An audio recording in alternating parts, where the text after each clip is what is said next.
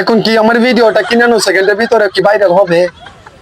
যদি ভাইরাল হয় তাহলে আপনাদের জন্য একটা সারপ্রাইজ থাকবে। আগামীকাল সকালে আমি ভোর 6টায় আমি দিব আপনাদেরকে। ন্যানো সেকেন্ডের ভিতরে একটা লাইক দেন না ভাই। সাকিব ইয়ান দেশ বিদেশে যারা আছেন আমার এই ভিডিওটা ন্যানো সেকেন্ডের ভিতরে ভাইরাল করে দিবেন। আমি নতুন পেজ খুলেছি, এটাতে আপনারা তো ফলো দিতে হবে, কারণ এত কষ্ট করে এত সুন্দর করে আমি প্রেজেন্টেশন করেছি, নতুন লুকে নতুন ভাবে আমিও ধরা দিয়েছি সাকিব খানের মতো। এখন আমার বয়স গুলা চেঞ্জ করে ফেলেছি। আমি কিন্তু এখন অনেক স্ট্রাগল করতে করতে এই বয়সটা আমি শিখে ফেলেছি। এখন কথা হচ্ছে কিছু কুলাঙ্গার আছে সাকিব খানের নাম বিক্রি করে এতদিন চলেছে, এখন সাকিব খানকে দেখতে পারে না, গালাগালি বস্তা বস্তি করে এই নোংরা চিন্তা ভাবনা যারা করেছিল। আর এখন কথা হচ্ছে প্রতিদিন রাত্রে লাইভে আসা 12টা 1টার দিকে লাইভে আসা এই কুলাঙ্গাররা বলে কি জানো, বলে সাকিব খানের প্রোগ্রামে নাকি তারা প্রতি বছরে একটা সিনেমার জন্য নাকি তারা বাজেট রাখে 50,000 টাকা। উনি সে মুদির দোকান দিয়ে 50,000 টাকা কিভাবে সাকিব খানের প্রোগ্রামে দেয় আমি তো বুঝি না। তাহলে 50,000 টাকা দিলে ওই যে প্রবাসীরা সাকিবিয়ান যারা আছে তারা যেগুলো 500, 1,000, 2,000, 7,000, 5,000 করে দিত প্রোগ্রামের জন্য, এই টাকাটা যাইতো কোথায়?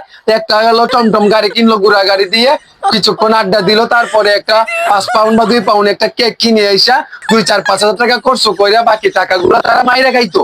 এখন আইসা তারা বলে আমি প্রতি মাসে বা সাকিব খানের সিনেমা আসলে নাকি 50,000 টাকা বাজেট থাকে। তাহলে হরিরপুর তুমি এত চাপাবাজি কেন মারো? তুমি হরিরপুর, তুমি নাক্কিরপুর, তুমি এত জঘন্য ধরনের কাজগুলা কিভাবে করলে? তুমি হাজার হাজার সাকিবিয়ানদের টাকা মাইরা তুমি এখন একটা বাড়ি বানাইছো, এখন সেই টাকা দিয়ে তুমি এত লুটুর করিয়া যাইতেছো। আর এক হালার পথে বরিশাল থেকে কিভাবে চলে আসে?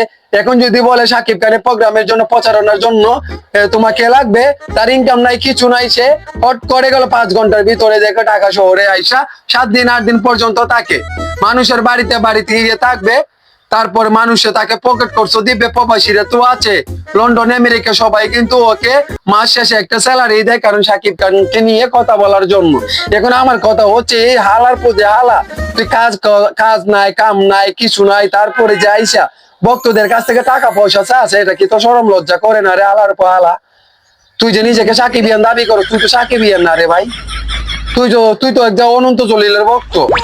তোকে আমি গার্মেন্টসে পাঠাই দিব, যত টাকা লাগে পয়সা লাগে তুই গার্মেন্টসে তাইকে কাজ কাম কর, ভালোভাবে জীবন যাপন কর। তুই সাকিবিয়ান হওয়ার দরকার নাই, তোর যোগ্যতা নাই রে ভাই। এখন কি আমার ভিডিওটা কি ন্যানো সেকেন্ডের ভিতরে কি ভাইরাল হবে?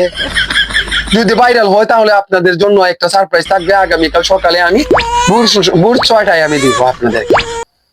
ন্যানো সেকেন্ডের ভিতরে একটা লাইক দেন না ভাই।